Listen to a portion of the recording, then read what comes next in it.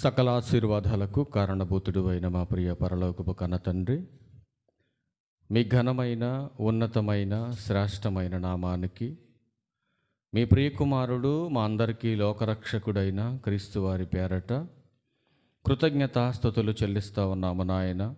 మా తండ్రివైన దేవ, విత్తబడుతున్న నీ విలువైన మాటలు నీ పిల్లలు కేవలము వినేవారుగా ఉండి మోసపోక, విత్తబడుతున్న మాటలో ఉన్న సత్యాన్ని గ్రహించటానికి ప్రతి ఒక్కరికి కూడా సమయోచితమైన జ్ఞానాన్ని అనుగ్రహించండి. చెబుతున్నటువంటి నేను నా సొంత ఆలోచనతో కాకుండా లేఖనానుసారంగా మాట్లాడడానికి మీ కృపతో జ్ఞానముతో నింపి నడిపించండి. మా తండ్రి, ఈ ఆరాధన ముగిసే వరకును కూడా ఎలాంటి అల్లరను ఆటంకమును లేకుండా మీరే మా అందరికీ తోడుగా ఉండి ఆదరించి నడిపించమని, త్వరలో మా కొరకు రానయ్యున్న మా ప్రభువును మీ ప్రియకుమారుడైన క్రీస్తు యేసు వారి పరిశుద్ధమైన నామములో ఈ ప్రార్థన మనవలన్నీ కూడా అడిగి వేడుకొనుచున్నాము తండ్రి, ఆమేన్. క్రీస్తునందు చేరివచ్చినటువంటి ప్రియులైన దేవుని పిల్లలందరికీ ప్రభును రక్షకుడైన క్రీస్తు వారి పేరట నా ప్రత్యేకమైన వందనాలు తెలియజేస్తూ ఉన్నా. అలాగే ఇంత మంచి సమయాన్ని మనందరికీ అనుగ్రహించినటువంటి తండ్రి అయినటువంటి దేవునికి, ప్రభు అయిన క్రీస్తు వారి పేరట నా కృతజ్ఞతాస్తుతులు చెల్లిస్తూ ఉన్నాను. గడిచినటువంటి ప్రభు దినాన యేసుక్రీస్తు వారు ఈ భూమి మీద శరీరధారిగా ఎలా పుట్టాడో ప్రారంభంగా మనం చూసాం. ఆయన గురించి పుట్టినటువంటి యేసుక్రీస్తు వారు ఎందుకు తనను తాను అంతగా తగ్గించుకొని ఈ మనుషులు ఎన్నిక చేయలేనటువంటి వాడుగా, ఈ మనుషులు ఇష్టపడనటువంటి వ్యక్తిగా, ఈ సమాజం అసహించుకునేటటువంటి వ్యక్తిగా, శరీరధారిగా, మనుష్య కుమారునిగా ఎందుకు ఈ భూమి మీద ఆయన అలా పుట్టాడో, ఆ పుట్టడానికి గల కారణాలేంటో మొదటి పాఠంగా మనం గడిచిన ప్రభు దినాన మనం చూసాం. యేసుక్రీస్తు వారిలో మనం చూడవలసినటువంటి మొట్టమొదటి లక్షణమే ఆయన దేవుని కుమారుడు. రెండవదిగా మనం చూస్తే మనుష్య కుమారుడు. అంటే యేసుక్రీస్తు వారి యొక్క స్థితిగతులను మనం పరిశీలనతో, లేఖనం దగ్గరికి వెళ్ళి పరిశోధనతో మనం తెలుసుకోగలిగితే ఆయన యొక్క మొదటి స్థితి దేవుని కుమారుడు, రెండవ స్థితి మనుష్య కుమారుడు. ఈ సందర్భం ఎక్కడుంది బైబిల్ గ్రంథంలో అని మనం చూడగలిగితే మత్తయి సువార్త 16వ అధ్యాయము 13వ వచనం చదవగలిగితే, యేసు పిలుపుదైన కైసరియా ప్రాంతములకు వచ్చి మనుష్య కుమారుడెవడని అని మాట్లాడుతున్నాడు. మనుష్య కుమారుడెవడని జనులు చెప్పుకొనుచున్నారు అని శిష్యులను అడిగినప్పుడు శిష్యులు మాత్రం చక్కటి సమాచారాన్ని యేసుక్రీస్తు వారికి ఇచ్చారు. కానీ ఆ చుట్టూ ఉన్నటువంటి పరిసర ప్రాంతాల్లో బ్రతుకుతున్నటువంటి మనుషులు మాత్రం కొందరేమో ఏలియా అని, మరికొందరేమో ఇర్మియా అని, మరికొందరేమో ప్రవక్తలలో ఒకడనుకొని స్టేట్మెంటు సమాజంలో ఆనాడే ఉంది. కానీ శిష్యులు ఏమని సమాధానం ఇస్తున్నారు యేసుక్రీస్తు వారిని గురించి అని మనం ఆలోచించగలిగితే 16వ వచనంలో పేతురు గారు మాట్లాడుతున్నారు. అందుకు సీమోను పేతురు, నీవు సజీవుడవగు దేవుని కుమారుడవైన క్రీస్తు. అంటే యేసుక్రీస్తు వారిలో మనం చూడవలసినటువంటి లక్షణాలు రెండు కనపడుతున్నాయి మనకి. ఒకటి దేవుని కుమారుడు, రెండవది మనుష్య కుమారుడు. అంటే ఈ సమాజం మనుష్య కుమారుడుగానే చూస్తుంది, ఆయన్ని ఒక సామాన్య మానవుడిగానే చూస్తుంది. అంటే దేవుని గూర్చినటువంటి ఆలోచన ఈ సమాజానికి అర్థం కాలేదు. ఈ మొదటి భాగంలో మనం ఏం చూసామంటే యేసుక్రీస్తు ప్రభువారు ఎంత తగ్గించుకున్నాడో మనుష్య కుమారుడుగా మనం చూసాం. ఈరోజు ఆయన యొక్క గొప్పతనాన్ని గురించి మనం చూద్దాం. పురుగు వంటి యాకోబులోకి వచ్చినటువంటి ఆయన, స్వల్ప గ్రామం అయినటువంటి బెత్లెహేములో పుట్టినటువంటి ఆయన, ఒక కడుపేద కుటుంబంలో పుట్టినటువంటి ఆయన, తలవాల్చుకోవటానికి స్థలము లేనటువంటి ఆయన ఎంత గొప్పవాడో, ఎంత ఉన్నతమైనటువంటి స్థితిని కలిగిన వాడో, ఆ స్థితిని వదిలి దైవత్వంలో నుంచి ఆ ధనవంతుడైనటువంటి యేసుక్రీస్తు ప్రభువారు ఎంత దీనత్వాన్ని ధరించి, దారిద్ర్యాన్ని ధరించుకొని ఈ లోకంలో ఎందుకు శరీరధారిగా, మనుష్య కుమారుడుగా, తలవాల్చుకోవడానికి స్థలము లేనటువంటి వ్యక్తిగా, కడు పేదరికంతో కూడినటువంటి కుటుంబంలో ఎందుకు ఆయన అట్లాంటి పరిస్థితిని కోరుకున్నాడో, ఎందుకు అలా పుట్టాడో, ఆయనకున్నటువంటి కోరికేంటో, ఆయన ఇష్టమేంటో, దేవుని సంకల్పం ఏమై ఉందో, క్రీస్తు యొక్క పుట్టుక వెనకాల ఉన్నటువంటి పరమార్థాన్ని ఈరోజు మనం తెలుసుకోవాల్సినటువంటి అవసరం ఉంది.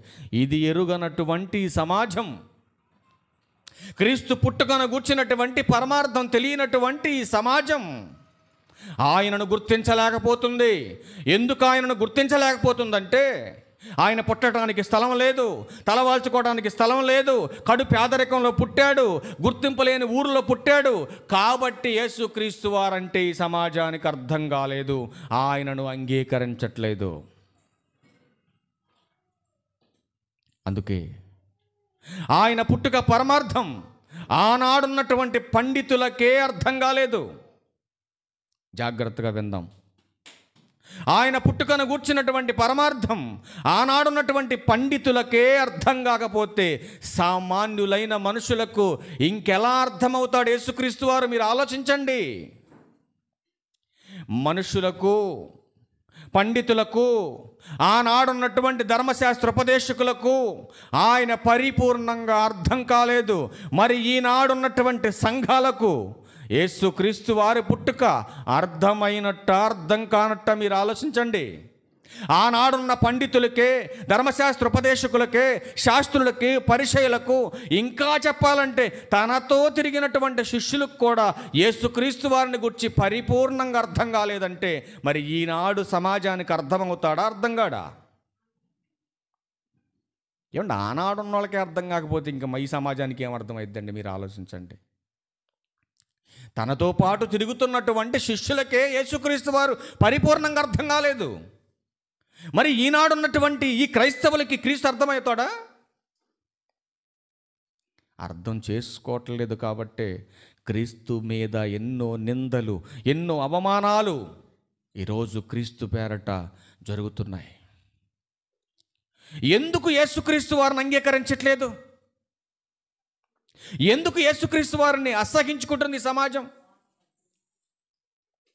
యేసుక్రీస్తు వారు పుట్టుక కల్పితమని, కన్య కనలేదు, కన్య అయినటువంటి మరియ పరిశుద్ధురాలు కాదు, అక్రమ సంబంధం ఏర్పాటు చేసుకొని ఒక బిడ్డకు జన్మనిచ్చిందని సైన్స్ను ఆధారం చేసుకొని ఈ జ్ఞానం లేనటువంటి మనుషులు పరిశుద్ధురాలైనటువంటి కన్య అయినటువంటి క్రీస్తు వారి తల్లి అయినటువంటి మరియను నిందిస్తూ, అవమానిస్తూ ఈనాడు సమాజం క్రైస్తవ మీద బురద చల్లుతున్న పరిస్థితులు మనం చూస్తున్నాం సమాజంలో. ఇట్లాంటి పరిస్థితులను ఎందుకు దాపరించాయి? ఎందుకు యేసుక్రీస్తు వారంటే పగలకి? ఎందుకు యేసుక్రీస్తు వారిని నేడున్న క్రైస్తవులను పిలువబడుతున్న వారు కూడా క్రీస్తుని ఎందుకు హృదయపూర్వకంగా అంగీకరించలేకపోతున్నారు?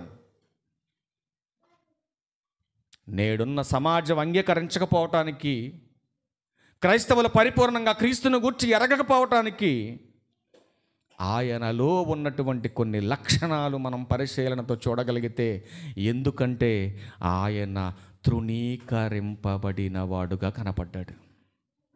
ఎలా కనపడ్డాడు? తృణీకరింపబడిన వాడుగా కనపడ్డాడు. ఈ సమాజానికి విసర్జింపబడిన వానిగా కనపడ్డాడు, నిషేధించబడిన వాడిగా కనపడ్డాడు, విడనాడబడిన వానిగా కనపడ్డాడు, వ్యసనాక్రాంతునిగా, వ్యాధిని అనుభవించిన వానిగా, స్వరూపమైన సొగసైన ఎన్నిక లేని వానుగా పుట్టినందుకే ఈ సమాజం ఆయనను అంగీకరించట్లేదు. నేను చదివినటువంటి మాటల్లో ఏ ఒక్క మాట అయినా ఆయన్ని ఇష్టపడే అంతగా కనపడుతుందా? ఏమంటే ఇష్టపడేలా కనపడుతుందా? అసలు స్వరూపమైన సొగసైన లేకపోతే ఇష్టపడతాం మనం? ఆఫ్టర్ ఆల్ ఒక చిన్న పువ్వు విషయంలో చూసుకోండి. మీరు నచ్చకపోతే కోసుకుంటావమ్మా? కోసుకో. అదే మనిషి గురించి చూస్తే నచ్చకపోతే దగ్గర రానిస్తావా? స్నేహం చేస్తావా? చెయ్యి. అంటే యేసుక్రీస్తు వారిని ఎందుకు తృణీకరించారు ఈ మనుషులు? అమ్మా యేసుక్రీస్తు వారిని ఎందుకంటే తృణీకరించారు ఈ మనుషులు?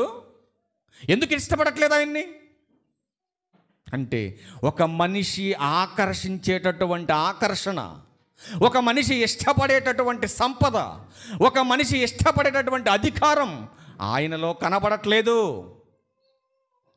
ఎందుకంటే ఆయన తీసుకున్నటువంటి నిర్ణయం మనుషులు ఇష్టపడే అంతగా ఆయనలో కనబడట్లేదు.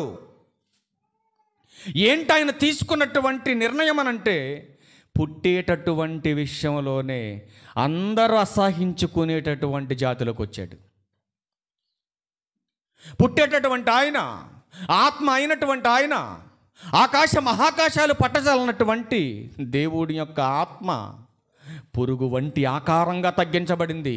ఆ పురుగు వంటి మనిషి స్వల్ప గ్రామమైనటువంటి ఎన్నిక లేని చిన్న గ్రామంలోకి వచ్చేసాడు. ఆ చిన్న గ్రామంలో ఒక నిరుపేద కుటుంబానికి వచ్చాడు. ఆ నిరుపేద కుటుంబంలో తలవాల్చుకోవడానికి స్థలం లేనటువంటి పరిస్థితిలో పశువుల తొట్టెలో పరుండబెట్టబడ్డాడు. మరి ఇంకేనేం రాజు, ఇంకా ఈయనేమో దేవుని కుమారుడు. ఏమీ లేనటువంటి వ్యక్తి కనీసం ఊరూర తిరిగి భిక్షాటం చేసేవాడికి కూడా ఏదో ఒక గూడు ఉంటుందండి. ఉంటుందా? కానీ నా ప్రభువుకి పుట్టుకతో స్థలం లేకుండా పోయిందండి. ఎంత బాధండి, ఎంత బాధపడి ఉంటుంది మహాతల్లి. బిడ్డను కన్న 7 రోజులు తల్లి పడే బాధ వర్ణనాతీతం. అట్లాంటి బాధతో సత్రములో స్థలము లేక ఎంత ఆవేదన పడి ఉంటుందండి ఆ మహాతల్లి. మీరు ఆలోచించండి. అట్లాంటి పరిస్థితిలో యేసుక్రీస్తు పుట్టటాన్ని ఆధారం చేసుకొని ఈ సమాజం ఆయన్ని ఎన్నిక చేయట్లేదు, ఇష్టపడట్లేదు ఆయన్ని. కేవలం యేసుక్రీస్తు వారంటే ఒక పేదరికంలో పుట్టినటువంటి వ్యక్తి, ఒక వర్ధవాని కుమారుడు, ఒక పల్లెటూరోడు. ఆయన హిస్టారికల్ స్టోరీని మనం చూడగలిగితే, చరిత్రలోకి వెళ్ళి ఆయనకున్నటువంటి గొప్పతనాన్ని మనం పరిశీలనగా చూడగలిగితే, క్రీస్తుని విడిచిపెట్టి ఒక్క క్షణం కూడా బ్రతకలేమండి మనం భూమి మీద. ఒక్క క్షణం కూడా బ్రతకలేం మనం. ఎవడో ఒక గొప్పవాడితో ఫోటో దిగితేనే 10 సార్లు స్టేటస్ పెడతాం నువ్వు తీసుకెళ్ళి. కానీ యేసుక్రీస్తు వారిని గూర్చినటువంటి స్టేటస్ నీకు అర్థం కావాలి, ఆయన క్యాటబిలిటీ ఏంటో నీకు అర్థం కావాలి. చూద్దాం ఒకసారి యెషయా గ్రంథం 53వ అధ్యాయం. ఇప్పుడు చదివిన మాటలన్నీ అక్కడ ఉంటాయండి. నేనేదో కల్పితంతో రాసుకొచ్చిన మాటలు కాదండి. యెషయా గ్రంథం 53వ అధ్యాయం ప్రారంభం 3 వచనాలు చదివితే ప్రతి మాట అక్కడ అర్థమవుతుంది మీకు. మేము తెలియచేసిన సమాచారం ఎవడు నమ్మెను. ఎప్పటిది మాట? ఎప్పటిదండి మాట? ఈనాడు నమ్మట్లేదని మనం డప్పు కొట్టుకుంటాం. దానికి పెద్ద ఆశ్చర్యమేం కాదండి. ఆనాడు ఇశ్రాయేలీలే నమ్మలేదు, ఈనాడు సమాజం నమ్మకపోవడానికి పెద్ద ఆశ్చర్యమేం కాదండి. మేము తెలియచేసిన సమాచారం ఎవడు నమ్మెను. యెహోవా బాహువు ఎవనికి బయలుపరచబడెను. లేత మొక్కవలెను, ఎండిన భూమిలో మొలిచిన మొక్కవలెను అతడు ఆయన ఎదుట పెరిగెను. ఎవరు ఎదుట పెరిగెను? జాగ్రత్తగా ఈ కాంటెస్ట్ మనం మైండ్లో పెట్టుకొని చదవాలి. ఎవరా ఎండిన భూమి, ఎవరా లేతైన మొక్క, ఎవరు ఎదిగారు? ఎండిపోయిన భూమిగా ఎవరు కనపడుతున్నారండి? ఇశ్రాయేలీలు కనపడుతున్నారు. ఆ ఎండిపోయినటువంటి భూమిలో మొలిచినటువంటి మొక్కగా యేసుక్రీస్తు వారు కనపడుతున్నాడు. ఆ యేసుక్రీస్తు వారు మొక్క అయినటువంటి ఆయన తన తండ్రి ఎదుట ఎదుగుతున్నాడు. ఆ ఎదుగుతున్నటువంటి మొక్క ఎంత అందమైన ఆకారాన్ని కలిగి ఉందో చూడండి. ప్రవచనం ఎంత బాగుందో చూడండి. అతనికి స్వరూపమైనను సొగసైనను లేదు. ఎవరు కూడా ఇష్టపడనటువంటి ఆకారంతో ఉన్నాడండి యేసుక్రీస్తు ప్రభువారు. స్వరూపం అంటే, సొగసంటే అందం. స్వరూపం అంటే సొగసంటే అందం. స్వరూపం అంటే ఆకారం. అంటే మనం ఇష్టపడే అంతటి ఆకారంతో ఆయన లేడు. అందుకే ఈ సమాజం యేసుక్రీస్తు వారిని యాక్సెప్ట్ చేయట్లేదు, ఇష్టపడట్లేదు. అంటే శరీరధారిగా పుట్టినటువంటి ఆయనను శరీరధారిగానే చూస్తున్నారు, కానీ అసలు ఈ శరీరధారిగా రావటానికి గల ప్రధానమైన మూలం ఏంటో మనుషులకు అర్థం కావట్లేదు. అందుకే మూడవ వచనం దగ్గరికి వెళ్తే ఏమంటున్నాడు చూడండి, చూడండి, అతనికి స్వరూపమైనను సొగసైనను లేదు, మనం అతన్ని చూసి ఆపేక్షించినట్లుగా. మనం ఆయన చూసామనుకోండి, ఇష్టపడేంతగా లేడు. ఇప్పుడు ఒక భిక్షగాన్ని చూసామనుకోండి, ఇష్టపడే అంతగా ఉంటాడా? ఇష్టపడే అంతగా ఉంటాడా?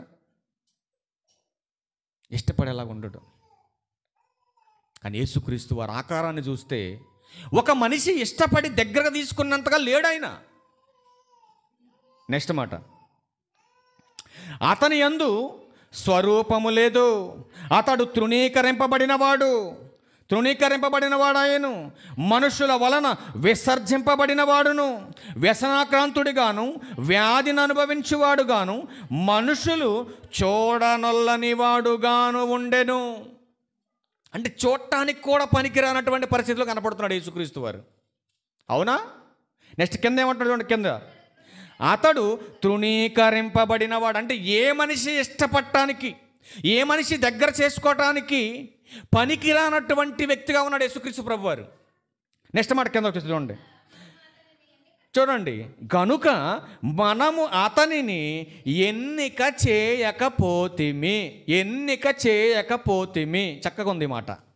ఎందుకు ఈరోజు సమాజం యేసుక్రీస్తు వారిని అంగీకరించట్లేదు, ఎందుకు తృణీకరిస్తున్నారంటే, ఇదిగోండి ఆయన బ్యాక్గ్రౌండ్ ఇది,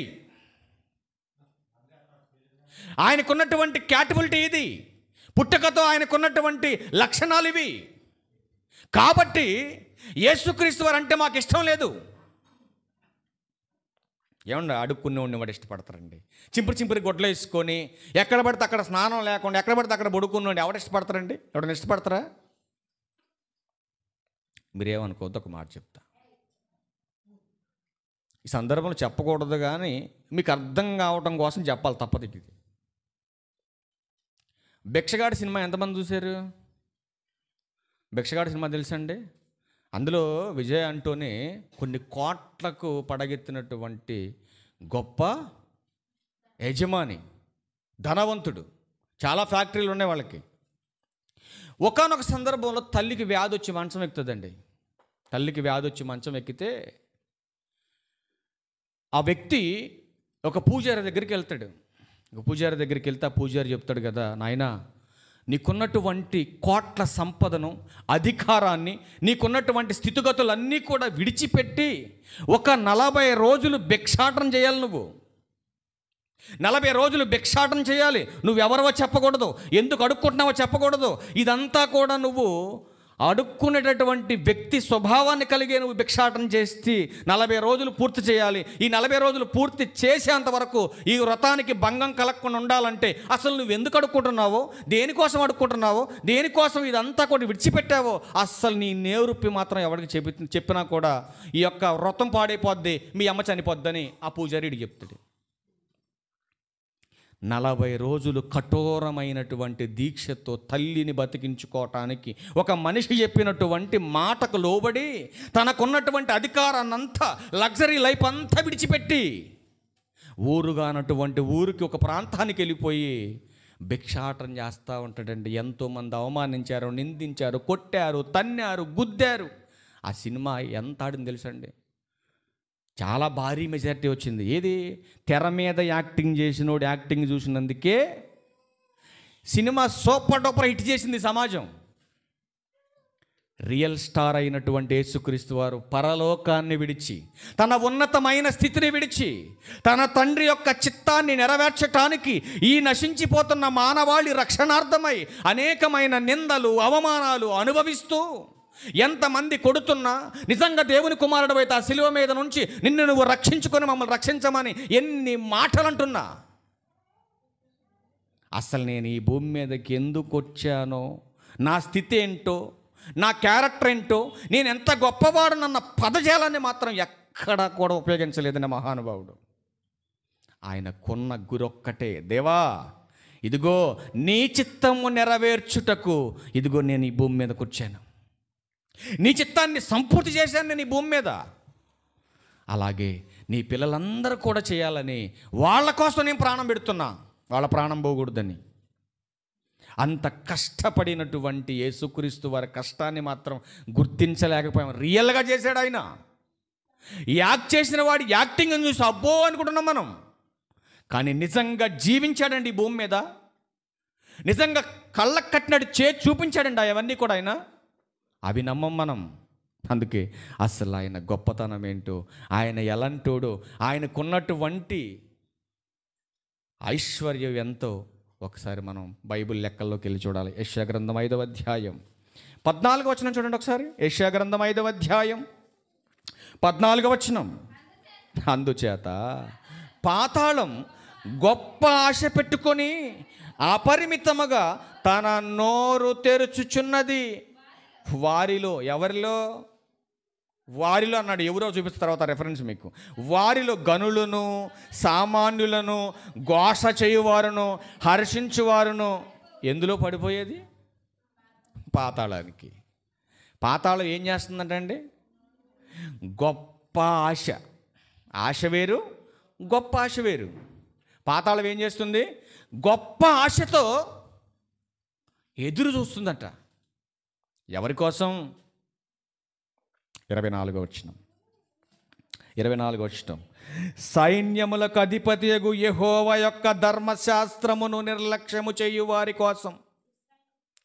ఎవరి కోసం పాతాళం ఎదురు చూస్తుంది గొప్ప ఆశతోనంటే దేవుని వాక్యాన్ని తృణీకరించే వారి కోసం, దేవుని మాట వినని వారి కోసం, దేవుని యొక్క మాటకు ఎదురు తిరిగే వారి కోసం గొప్ప ఆశతో పాతాళం ఎదురు చూస్తుంది.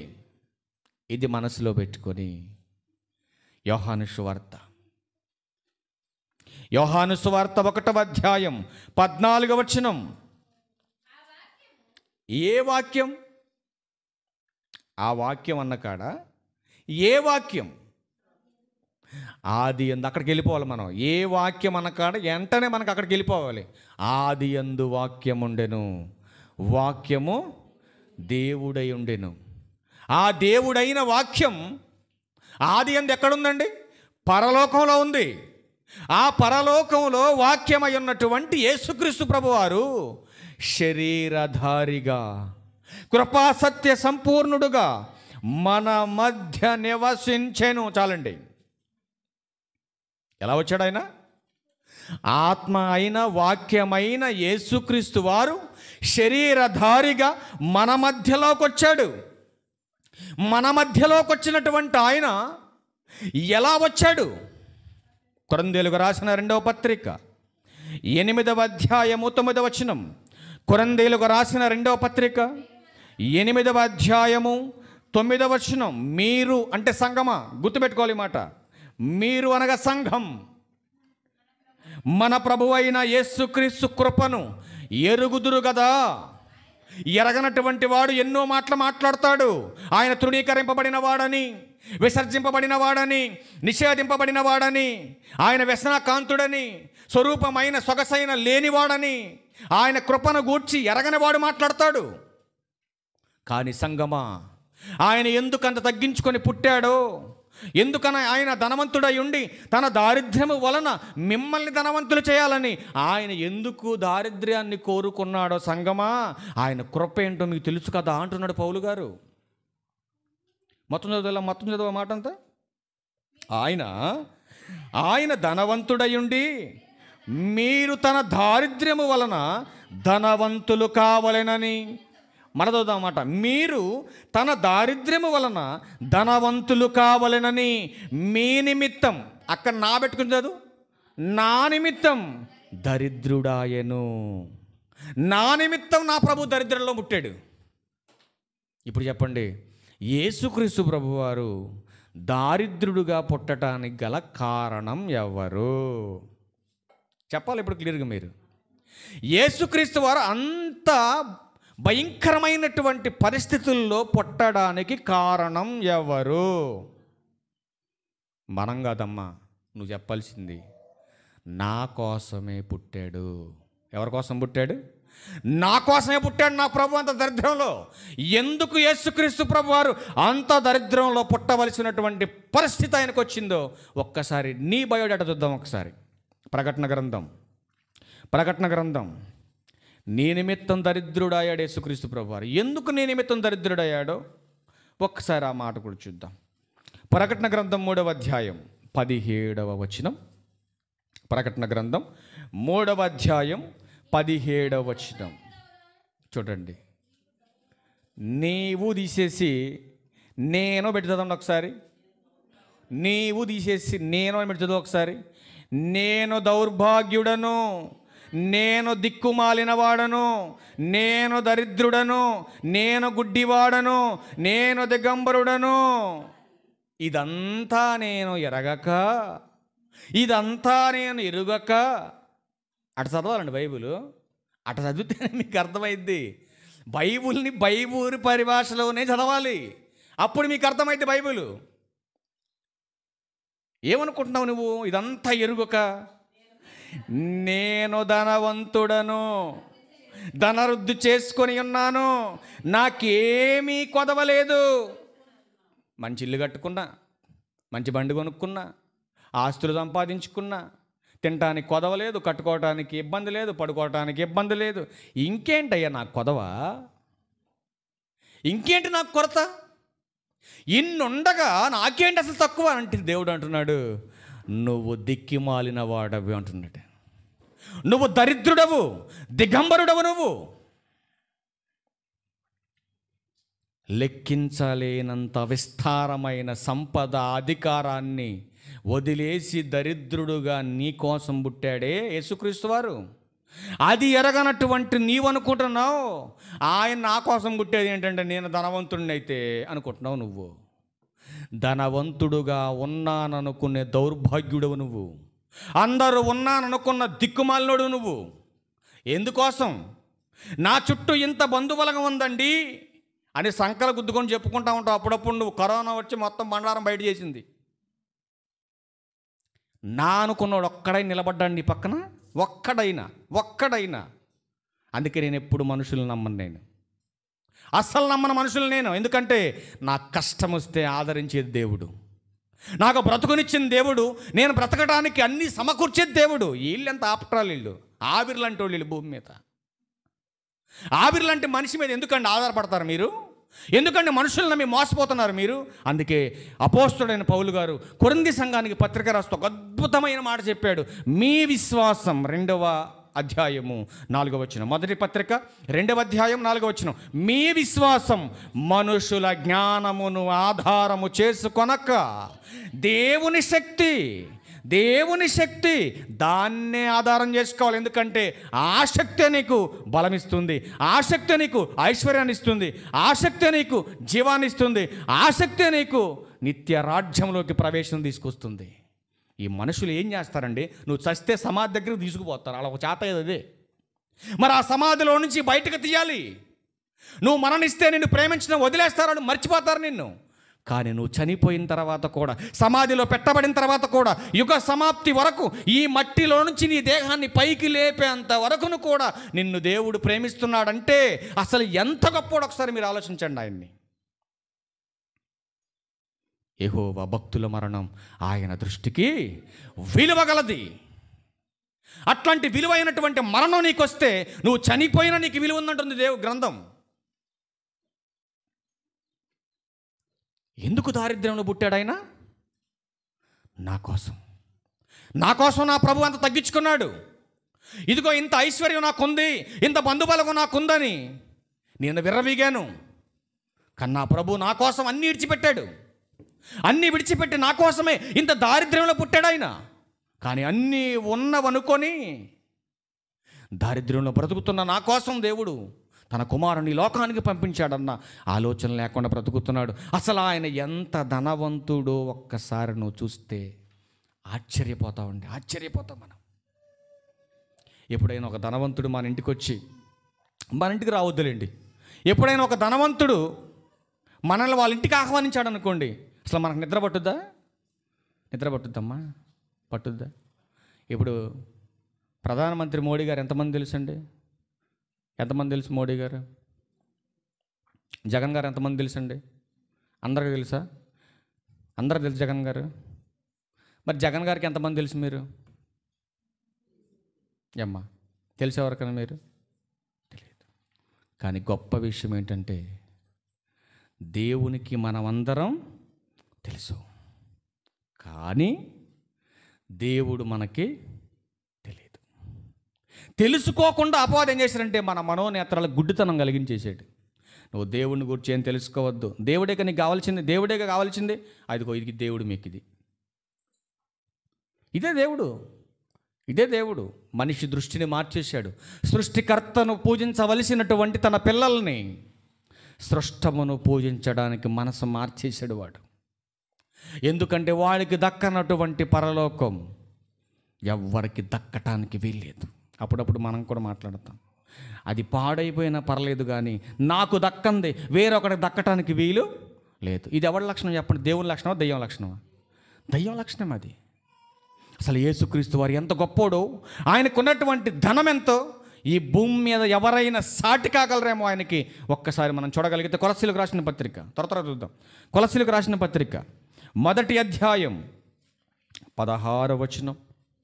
కొలస్సీలకు రాసిన పత్రిక, ఏలయనగా జాగ్రత్త కౌంట్ చేసుకోవాలి ఇవన్నీ మీరు. ఆకాశమందున్నవియు భూమి అందున్నవియు దృశ్యమైనవి కానీ అదృశ్యమైనవి కానీ అవి సింహాసనములైనను ప్రభుత్వములైనను ప్రధానులైనను అధికారులైనను, ఇక చెప్పుకుంటా పోతే గ్రంథం సరిపోదని సర్వము అంటున్నాడు. సర్వము, సర్వం అంటే మొత్తం కూడా. యోహాను సువార్త, మళ్ళీ వద్దాం ఇక్కడికి. యోహాను సువార్త 1వ అధ్యాయం 2-3 వచనాలు చూద్దాం. యోహాను సువార్త 1వ అధ్యాయం. సర్వం అన్నాడు కదా, ఏంటో సర్వం కోసం మళ్ళీ వెనక్కి వస్తున్నాను, తీసుకొస్తున్నాను నేను. చూడండి, కలిగి ఉన్నది ఏదియు ఆయన లేకుండా కలగలేదు. చూడండి పైనుంచి రండి, 2 నుంచి రండి. ఆయన ఆది యందు దేవుని యొద్ద ఉండెను, సమస్తము ఆయన మూలంగా కలిగెను, కలిగి ఉన్నదేది కూడా ఆయన లేకుండా కలగలేదు.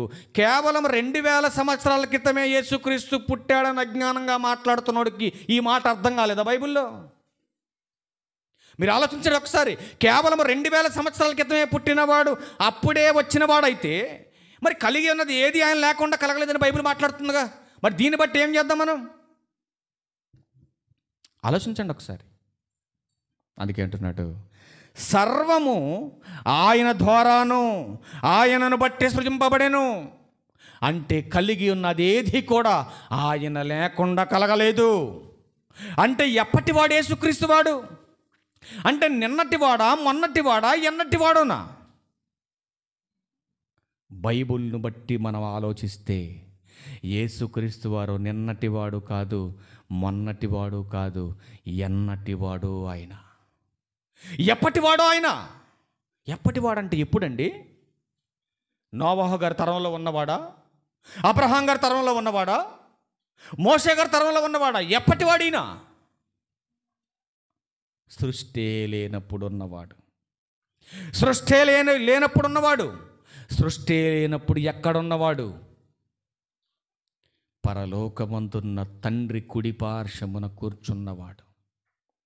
అట్లాంటి యేసుక్రీస్తు వారి యొక్క గొప్పతనాన్ని గురించి మనం చూస్తే నెక్స్ట్ మాట చూడండి, 17వ వచనం. ఆయన అన్నిటికంటే ముందుగా ఉన్నవాడు. అంటే 2000 సంవత్సరాల క్రితం శరీరధారిగా పుట్టి వచ్చినవాడన్నమాట. ఆయన అన్నిటికంటే ముందున్నవాడైనటువంటి యేసుక్రీస్తు వారు 2000 సంవత్సరాల తర్వాత, 2000 సంవత్సరాల క్రితం శరీరధారిగా కన్యమరియ గర్భం ద్వారా ఈ భూమి మీద పుట్టినవాడు, ఆ పుట్టటానికే వచ్చినవాడు. నెక్స్ట్ మాట, ఆయనే సమస్తమునకు ఆధారభూతుడు. ఇప్పుడు లెక్కలు కట్టండి, ఏమేమి ఉన్నాయి ఆయనకి?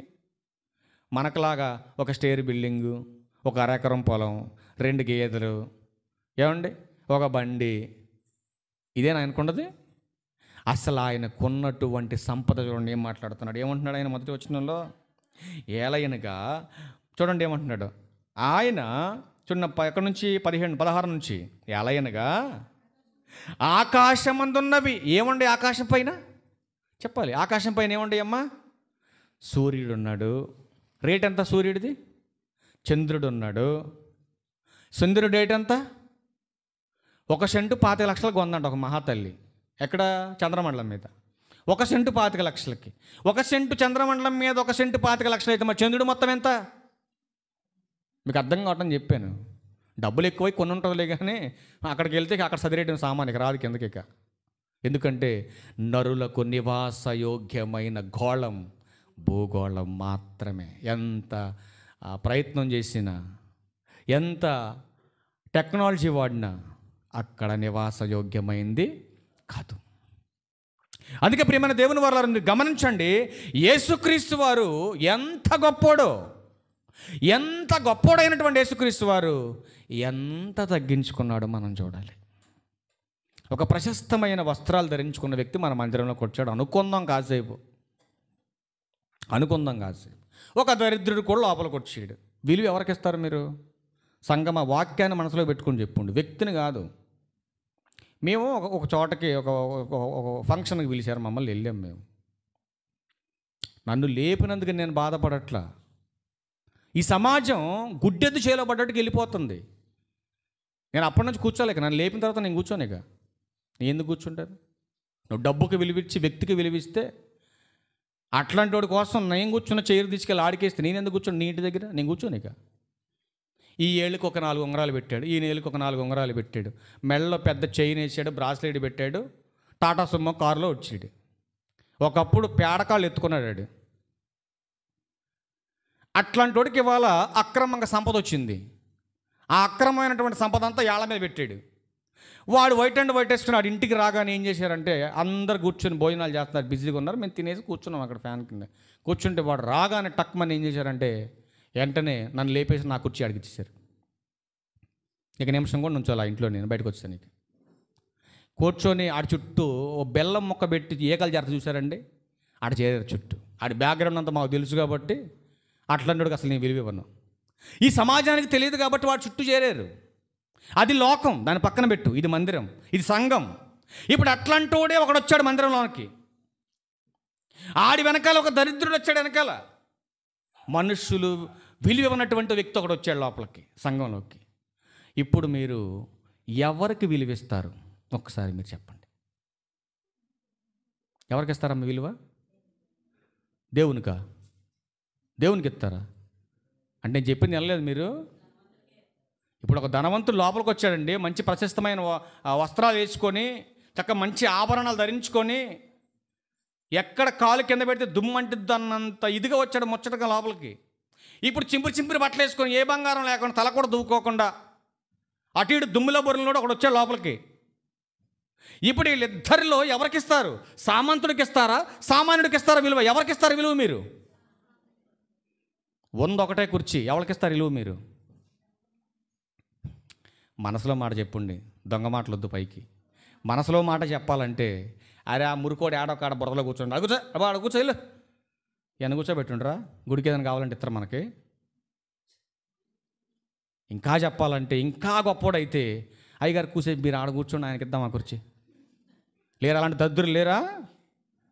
మీరు ఎప్పుడన్నా చూసారో లేదో కానీ, నేను అవమానించట్లేదు కానీ, వాక్యం తెలియని ఎప్పుడు కూడా స్టేజ్ మీదకి ఎక్కింది నేను. అర్థమైందా మీకు? ఆడు ఎంత గొప్పోడన్నావని. వాళ్ళ హెల్ప్ కావలసినప్పుడు తీసుకోండి, తప్పు లేదు, నేను కాదనట్లా. దేవునికి ఇవ్వవలసినటువంటి స్థానాన్ని, దేవునికి వాక్యానికి విలువిచ్చోడిని మాత్రమే ఎక్కించాలి అక్కడికి. విలువ లేని వాడిని దగ్గరకు కూడా రానికూడదు. మీరు గుర్తుపెట్టుకోవాలి ఈ విషయాన్ని. అందుకే ప్రభు అన్నాడు కదా, ఇదిగో మీ విలువైనటువంటి ముత్యాల లాంటి వాక్యాన్ని పందుల ఎదుట పోయికండి, తొక్కుతాయి. వాడికి విలువ తెలియదు, వాటికి పందులవి, అవి పందులవి, వాటికి తెలియదు విలువ. దేవుని మందిరానికి వచ్చిన తర్వాత జిల్లా కలెక్టర్ అయినా, ప్రధానమంత్రి అయినా, లేకపోతే వార్డు బాయ్ అయినా, గుమ్మస్తా అయినా, వార్డు నెంబర్ అయినా, ఈ పదవులన్నీ సంఘానికి అవతలే. నేను నెలకు ₹1,00,000 శాలరీ తీసుకుంటానండి, నేను కూడా వచ్చి నేను ఇక్కడే కూర్చుంటానంటే కూర్చో. మరి అది బైబిల్ సపోర్ట్ చేయదు నీకు. అది నువ్వెంత గొప్ప క్యాడర్గా ఉన్నాడు అయినా కూడా.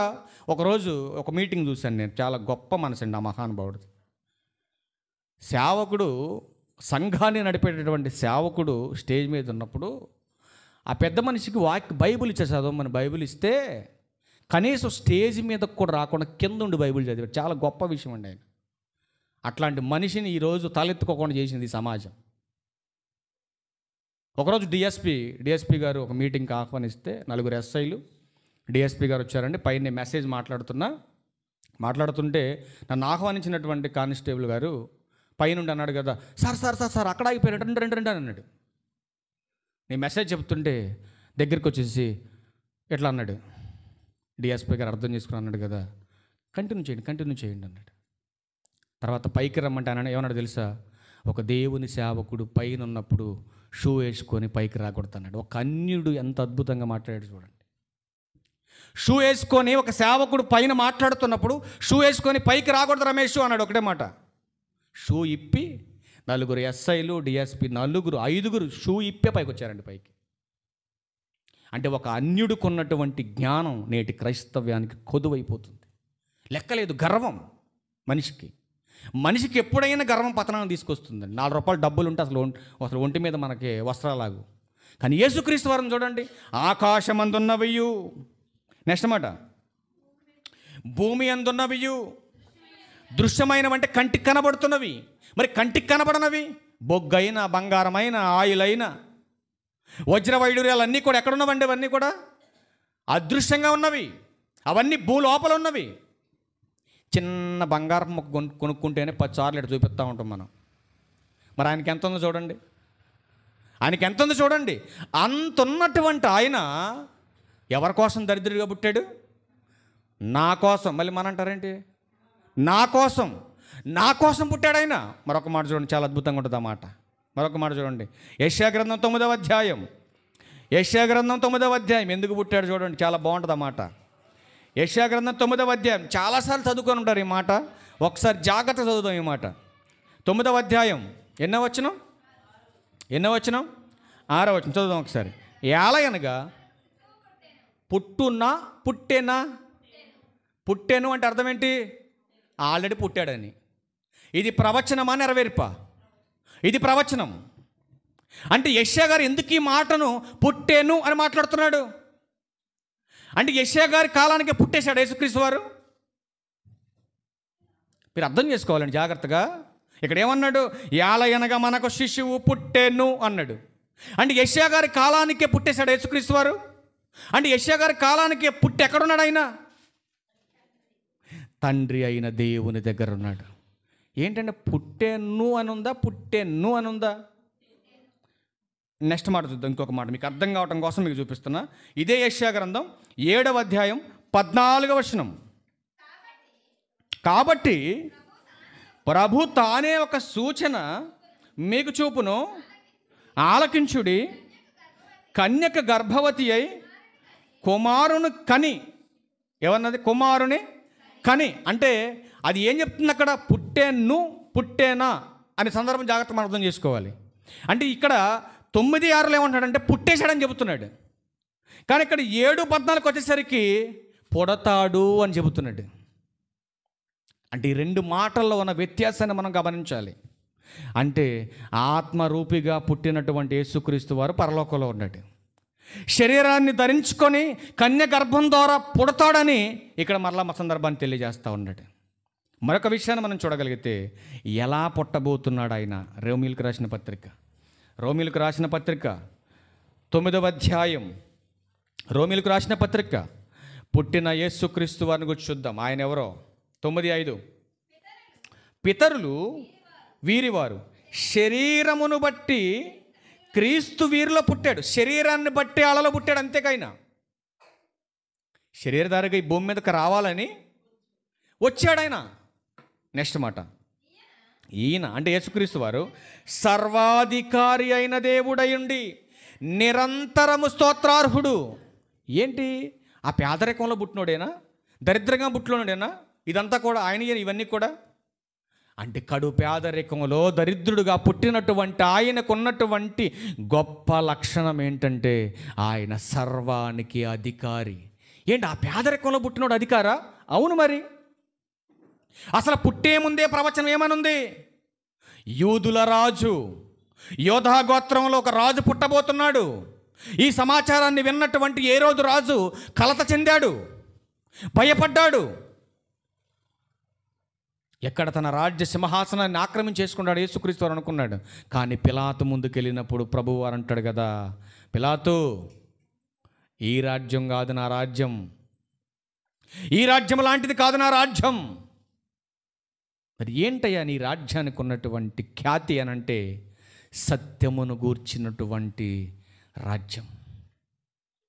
ఇంకా ఆయనకేమేమి పేర్లు ఉన్నాయి? ఇంకో మాట చూడండి, క్లోజ్ చేద్దాం. ప్రకటన గ్రంథం 19వ అధ్యాయం 16వ వచనం చూడండి, ఎంత బాగుంది అక్కడ మాట. సామాన్యుడిగా పుట్టినటువంటి ఆయన ఎంత గొప్ప కెపాసిటీ కలిగి ఉందో చూడండి. ఎవరంటేనా? రాజులకు రాజును, ప్రభువులకు ప్రభు అను పేరు, నామం ఆయనకుంది. ఎవరంటండినా? మొదటి భాగంలో దారిద్ర్యాన్ని కోరుకున్నటువంటి దేవుని స్టోరీ ఇదంతా. రెండో భాగానికి వచ్చేసరికి ఆయన సర్వాధికారి, ఆయన ఉన్నతమైనటువంటి ధనవంతుడు. ఆ ఉన్నతమైనటువంటి ధనవంతుడే సర్వానికి అధికారి. రాజులకు రాజు ఆయన, ప్రభువులకు ప్రభు ఆయన. అంత గొప్ప కెపాసిటీ ఉన్నటువంటి యేసుక్రీస్తు ప్రభువారు అసలు ఎంత తగ్గించుకున్నాడో ఒకసారి ఆ మాట చూడండి, ఎంత బాగుంటుంది అన్నమాట. ఇన్ని కలిగిన ఆయన అంత తగ్గించుకుంటాడా? దేనికోసం తగ్గించుకున్నాడు ఈయన ఇంత? ఫిలిప్పీయులకు రాసిన పత్రిక 2వ అధ్యాయం 6వ వచనం నుంచి, ఆయన దేవుని స్వరూపము కలిగిన వాడయ్యుండి. ఏమండి, రాజు కొడుకు రాజే అవుతాడా? అవునా? రాజు కొడుకుని ఏమని పిలుస్తారు? రాజుగారు కొడుకనే పిలుస్తారు. ఇంకేమో వేరే పేర్లు ఏం పెట్టరు. వేరే పేరు పెడితే నిన్న రాజ్యంలో ఉండనిస్తాడండి? ఉండనివ్వడు. దొరగారు కొడుకుని ఏమని పిలుస్తారు? దొరగారు కొడుకనే పిలుస్తారు. అయ్యగారు కొడుకుని ఏమని పిలుస్తారు? అయ్యగారు కొడుకనే పిలుస్తారు. మరి దేవుని కొడుకుని ఏమని పిలవాలి చెప్పాలి మీరు? దేవుని కుమారుణ్ణి, దేవుని కొడుకుని ఏమని పిలవాలి? దేవుని కుమారుడనే పిలవాలి. అలా కాకుండా ఆయన ఒక పేదోడండి, కేవలం చరిత్ర లేనోడండి, ఒక కన్యక పుట్టినంత అబద్ధం అండి, ఇదంతా కల్పితమని మాట్లాడుతున్నటువంటి మనుషులకి ఏమని చెప్పాలి మీరు ఒకసారి ఆలోచించండి. అందుకే ఆయన దేవుని స్వరూపము కలిగిన వాడయుండి దేవునితో సమానముగా ఉండుట విడిచిపెట్టకూడని భాగ్యమని ఎంచుకొనలేదు. కానీ ఇప్పుడు నీ కొడుకు ఉద్యోగం చేసే కొడుకుని వ్యవసాయం చేయమని అడిగినాం అనుకోండి, చేతడా? ఇప్పుడు నీ కొడుకు సాఫ్ట్వేర్ ఎంప్లాయ్ అనుకోండి, ఇంటికి సెలవులకు వచ్చిందని చెప్పేసి, నాన్న మరి మొక్కజొన్నలో పెట్టాలరా, దున్ను ఉంది, మొత్తం నీళ్లు సాళ్ళు దోలే, కొద్దిగా నీళ్ళు అటు ఇటు పోకుండా సాళ్ళు కొద్దిగా ఎగేయాలి నాన్న, కొంచెం ఈ పని చేయరా అని నువ్వు చెప్పు. నీ కొడుకు చేతడా? సాఫ్ట్వేర్ వాడు వంగుతారా? సాఫ్ట్వేర్ వాడు పని చేస్తారా? సాఫ్ట్వేర్ వాడు కంటే కూడా గొప్పోడండి యేసుక్రీస్తు వారు.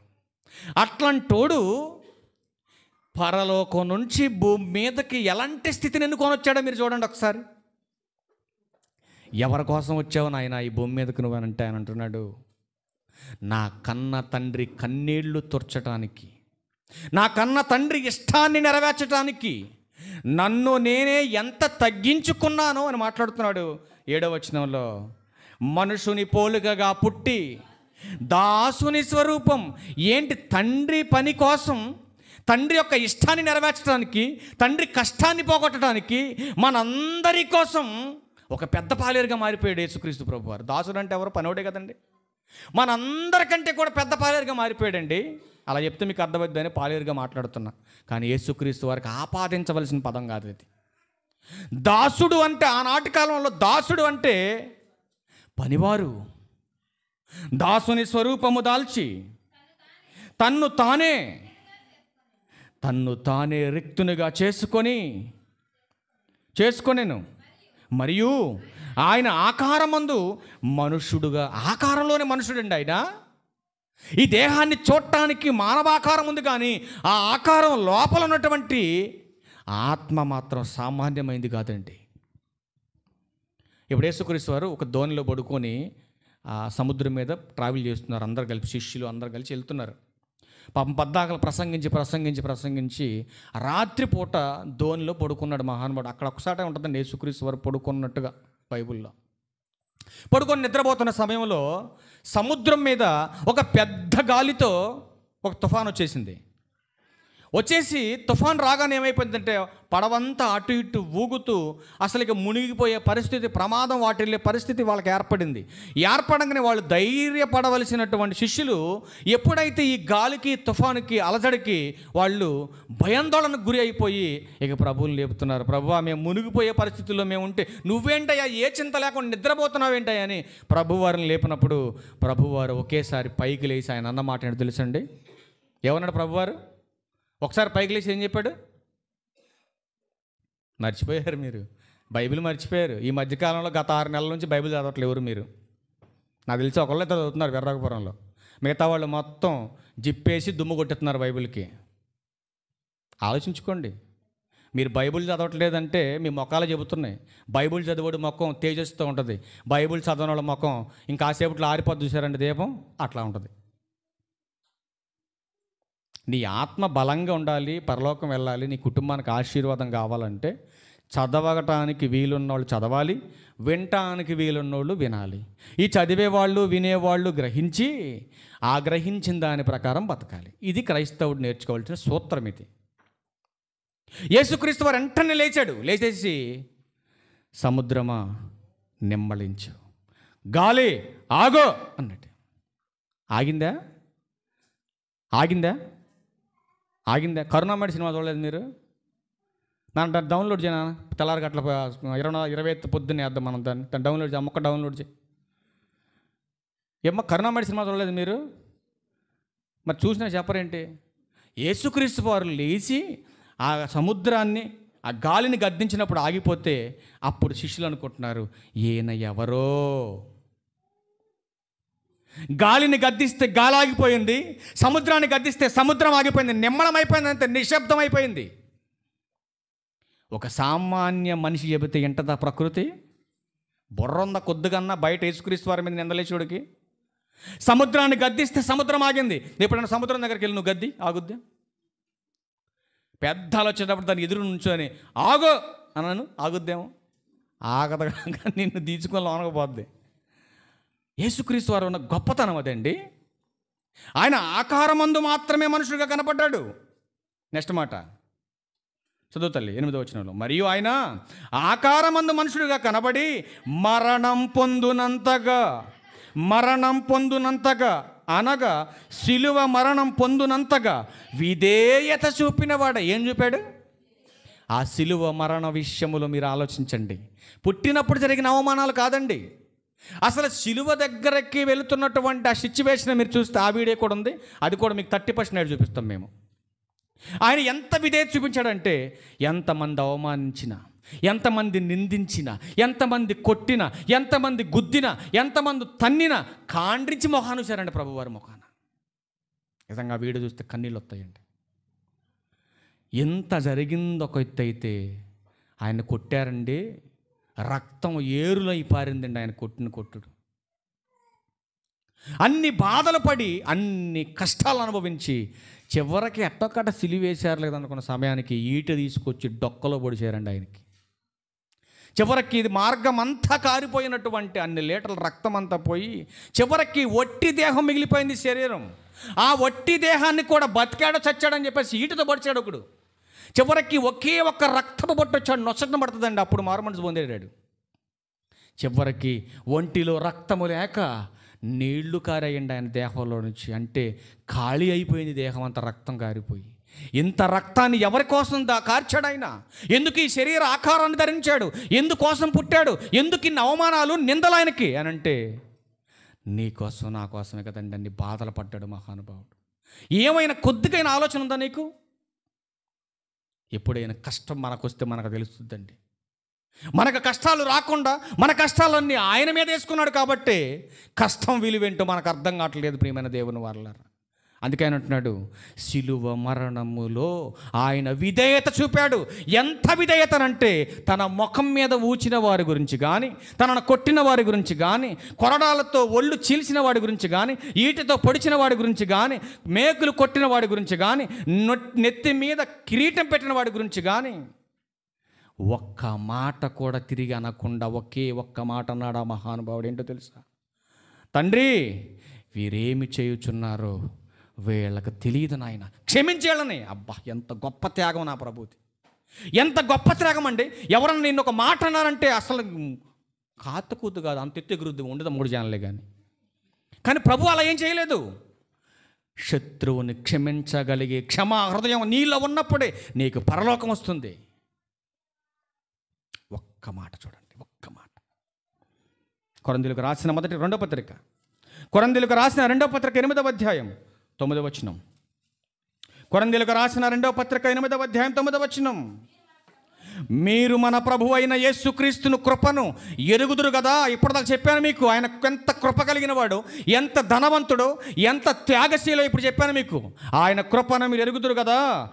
ఆయన ధనవంతుడై ఉండి మీరు తన దారిద్ర్యము వలన ధనవంతులు కావాలనని నా నిమిత్తం నా ప్రభు దారిద్ర్యాన్ని కోరుకున్నాడే కానీ నా ప్రభు దరిద్రుడు కాదు. నా ప్రభు తృణీకరించబడిన వాడు కాదు. ఆయన గురించి తెలియని వాడు ఆయన తృణీకరించాడు. ఆయన గురించి తెలియనటువంటి వాడు విసర్జించాడు. ఆయన గురించి తెలియని వాడు నిషేధించాడు, విడనాడాడు. ఎన్నిక లేని వానిగా ఆయన చేసింది సమాజం. కానీ ఎవరు ఎన్నుకున్నా ఎన్నుకోకపోయినా నిన్ను నన్ను ఎన్నిక చేసి నీకోసం నా కోసం దారిద్ర్యాన్ని కోరుకున్న ధనవంతుని చరిత్ర ఇది. ఎవరి చరిత్ర ఇది? దారిద్ర్యాన్ని కోరుకున్న ధనవంతుని చరిత్ర ఇది. 2వ భాగం. ఈ టైటిల్లో 2 పార్ట్లు ఉన్నాయి. ఒకటి దారిద్ర్యాన్ని కోరుకోవటం, 2వది ధనవంతుడు. ధనవంతుడైన యేసుక్రీస్తు వారు దారిద్ర్యాన్ని కోరుకున్నాడు. ఇది కాన్సెప్ట్. అర్థమైంది మీకు? నెక్స్ట్, ధనవంతుడైన యేసుక్రీస్తు వారు దారిద్ర్యాన్ని కోరుకున్నటువంటి యేసుక్రీస్తు వారిలో దైవత్వపు లక్షణాలు వచ్చే వారం చూద్దాం. ఏ లక్షణాలు? దైవత్వపు లక్షణాలు. ఆయన ఎంత గొప్పోడో చూద్దాం. ఎంత గొప్పడో ప్రభు చిత్తమైతే వచ్చే వారం మనం తెలుసుకోవడానికి ప్రయత్నం చేద్దాం. ఆసక్తిగా విన్న మీ అందరికీ ప్రభు రక్షకుడైన క్రీస్తు వారి పేరట నా ప్రత్యేకమైన వందనాలు తెలియజేస్తూ ఈ నా మాటలు